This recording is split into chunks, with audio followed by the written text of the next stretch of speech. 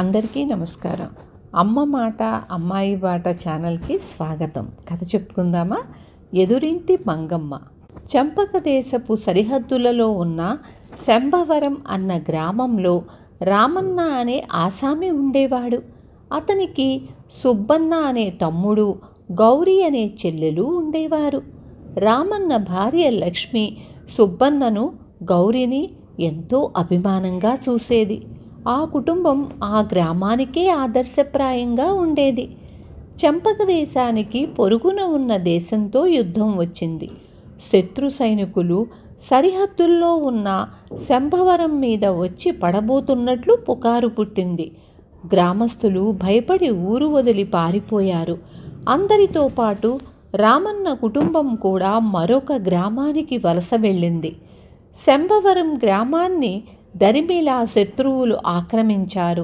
రామన్న కొత్త చోట కొత్త జీవితం ప్రారంభించవలసి వచ్చింది. సుబ్బన్నకు చదువు అబ్బలేదు, కానీ రామన్న బాగా చదువుకున్నాడు. లక్ష్మికి సంగీతం వచ్చును. ఇద్దరూ కలిసి చిన్న గురుకులం స్థాపించారు. గౌరీ ఇల్లు చూసుకుంటూ అన్నకు వదినకు చేదోడు వాదోడుగా ఉండేది. సుబ్బన్న సమీపంలో ఉన్న అరణ్యం నుంచి కట్టెలు, పనికి వచ్చే ఇతర వస్తువులు తెచ్చేవాడు. 1 సంవత్సర కాలంలో రామన్న కొంత డబ్బు వెనకేసి 2 ఎకరాల భూమి కొన్నాడు. సుబ్బన్న అరణ్యానికి పోవటం మానేసి వ్యవసాయం ప్రారంభించాడు. కుటుంబం పరిస్థితి మళ్ళీ బాగుపడుతున్నది.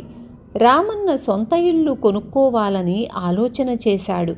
అందుకు కారణం, అతను ఆ గ్రామానికి వచ్చిన నాటి నుంచి ఒక ఇల్లు అమ్మకానికి ఉంది. ధర కూడా అట్టే లేదు. అయినా దాన్ని కొనడానికి ఎవ్వరూ ముందుకు రావడం లేదు. ఆ ఇల్లు కొనాలని రామన్న ఉబలాట పడుతూ ఉంటే చూసి, అలాంటి తెలివి తక్కువ పని చెయ్యకు. ఆ ఇంటికి ఎదురింట్లో ఉన్న మంగమ్మ చాలా ప్రమాదకరమైన మనిషి అని ఒక శ్రేయోభిలాషి అన్నాడు. ఒక ఆడమనిషికి భయపడి చవకగా వస్తున్న ఇల్లు వదులుకోవటం రామన్నకు నచ్చలేదు. డబ్బు సమకూడగానే అతను ఆ ఇల్లు కొనేసి మంచి రోజు చూసి గృహప్రవేశం చేశాడు. గృహప్రవేశానికి ఎదురింటి మంగమ్మ కూడా వచ్చింది. ఎంతో కాలానికి తన చుట్టుపక్కలకు ఒక కుటుంబం వచ్చినందుకు ఆమె ఎంతో సంతోషించింది. మంగమ్మ ఇంట్లో ఆమె భర్త ఉంటున్నారు. వారికి పిల్లలు లేరు. బంధువులున్నారు, కానీ మంగమ్మకు వారితో పడలేదు. మంగమ్మ లక్ష్మితో స్నేహం చేసింది. కొంతకాలం బాగానే గడిచింది. లక్ష్మి తన ఇంటికి వచ్చిన పిల్లలకు సంగీతం నేర్పేది. రామన్న దొడ్లో చెట్టు కింద పిల్లలకు చదువు చెప్పేవాడు. గౌరీ వంట పని, ఇంటి పని అంతా చూసుకునేది. సుబ్బన్న ఉదయమే లేచి పొలానికి వెళ్ళి మళ్ళీ రాత్రికి ఇల్లు చేరుకునేవాడు. మంగమ్మ గౌరిని రోజూ కాసేపు తన ఇంటికి పిలిచి కబుర్లు చెప్పేది. చిన్న వయసులోనే ఆమె భారీ పనులు చేస్తున్నందుకు జాలిపడి, అయినా అంత పని నువ్వే చేస్తావేం? మీ వదినకు కూర్చుని పాటలు పాడటం తప్ప ఇంకో పని రాదా అని అడిగేది. అలా అనకండి, మా వదిన దేవత. వచ్చే సంవత్సరం నాకు పెళ్లి చెయ్యాలనుకుంటున్నారు. పని నేర్చుకోవాలని అంతా నాకు అప్పచెప్పింది. మా వదిన నాకు కావలసినవన్నీ కొనిపెడుతుంది. నన్ను ఎంతో అభిమానంగా చూసుకుంటుంది అని గౌరీ వినయంగా జవాబు చెప్పింది. నీలాంటి ఆడబడుచు రావడానికి ఎన్ని దేవుళ్లకు మొక్కాలో. ఎంత డబ్బిచ్చినా నీలా ఎవ్వరూ పని చెయ్యరు. మీ వదిన అదృష్టం. అయినా మరీ ఇంత అమాయకురాలివి, ఎలా బ్రతుకుతావో ఏమిటో అని మంగమ్మ గౌరీ మీద జాలిపడేది. ఈ రకం మాటలు మొదట్లో గౌరీ మీద పనిచేయలేదు, కానీ క్రమంగా ఆమెలో అనుమానం తలెత్తింది. తాను తెలివి తక్కువది గనకనే తన వదిన తన చేత అడ్డమైన వెట్టి చాకిరీ చేయిస్తూ తాను సుఖంగా కూర్చుంటున్నది. ఈ అనుమానం వచ్చినప్పటి నుంచి గౌరికి తన వదిన దుర్మార్గురాలిగా కనిపించసాగింది.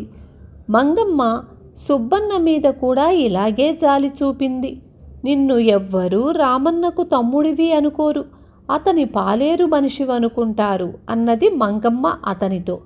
ఏం చేస్తాను, నాకు చదువు రాలేదు, ఊరికే కూర్చోవడం ఇష్టం లేదు.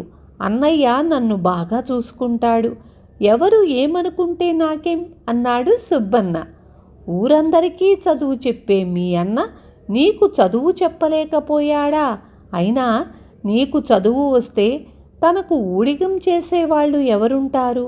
అందుకే నీకు చదువు రాకుండా చేశాడు అన్నది మంగమ్మ. సుబ్బన్నకు కూడా క్రమంగా మంగమ్మ మాటలు నిజమనిపించసాగాయి. ఈ సంగతి ఎవరితో చెప్పుకోవాలో అతనికి తెలియలేదు. చెల్లెలు గౌరికే చెప్పుకున్నాడు. గౌరీ తన గోడు సుబ్బన్నకు చెప్పుకుంది. తమ ఇద్దరికీ ఏదో అన్యాయం జరిగిపోతున్నదని ఆ ఇద్దరూ నిర్ధారణ చేసుకున్నారు. గౌరికి కూడా సంగీతం వచ్చును.